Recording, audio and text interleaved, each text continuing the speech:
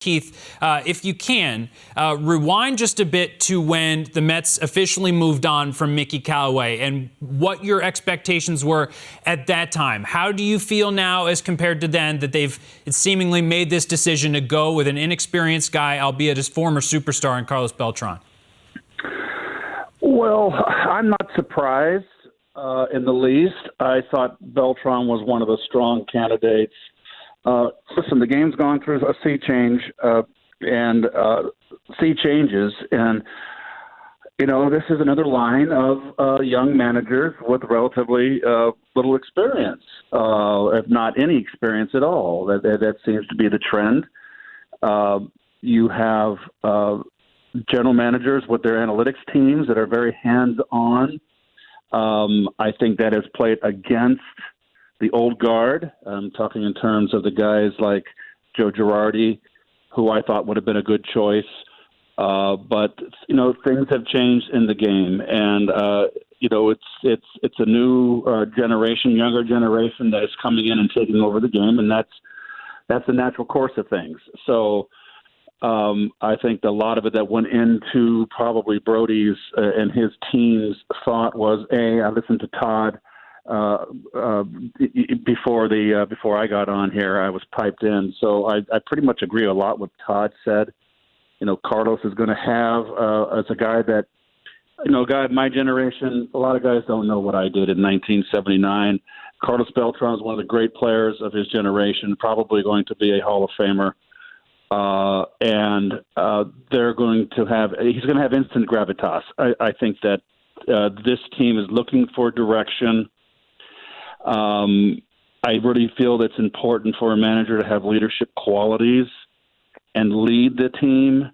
And this is a young team, particularly a young team that's ready, I feel, to turn the corner and have someone with strength that they respect and look up to. And I think so in that regard, I feel that this is a good move. I thought after Girardi went to the Phillies, that I thought with the remaining guys left, I thought Beltran was the right choice for those reasons. So you mentioned the gravitas, Keith. If you were in this Mets clubhouse, would that be what you were focused on, or would there be some hesitancy because this is a guy who's been in the front office and that's been his role and that he has not done the manager job before? Well, it's not new now. Every manager had to start somewhere, and they were a rookie manager at some point. Some stepped right in, but managed in the minor leagues or were head of farm systems.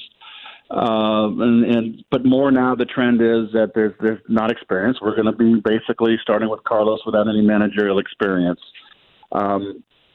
I think Terry Collins would be a good idea. I listened to Todd to have him as a bench coach, but that could be a little dicey right there because you really don't want Carlos to be kind of leaning too much with someone else's advice, although he does need someone near him as a bench coach that's going to help him along the way. It's all going to be new territory for him. So I think in terms of the players, they will embrace him. This is that kind of team. You mentioned with Todd, if he's going to make mistakes. As far as I'm concerned, I played for very good managers and I played for bad managers. It's the player's job to go out and play, not to manage. And just shut up and go up and show up and do what you have to do and play hard. And you're always going to have clubhouse lawyers in the clubhouse. Hopefully just a sprinkling of them or just a minimum or hopefully just one.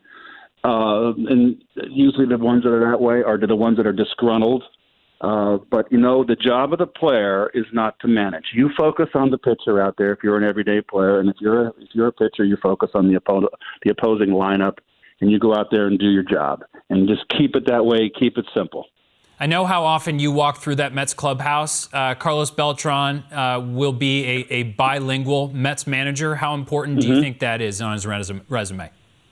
Well, I think it's important. I mean, you've got a lot of Latin players in the game today, and so it can only be helpful. And I think that they all look up to Carlos. I think how can you not look up to Carlos with his body of work on the field, on his career?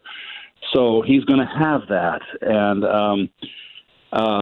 he's also a man of faith. He's a solid guy, and I think that's a positive in a lot of areas. So he's got a lot of.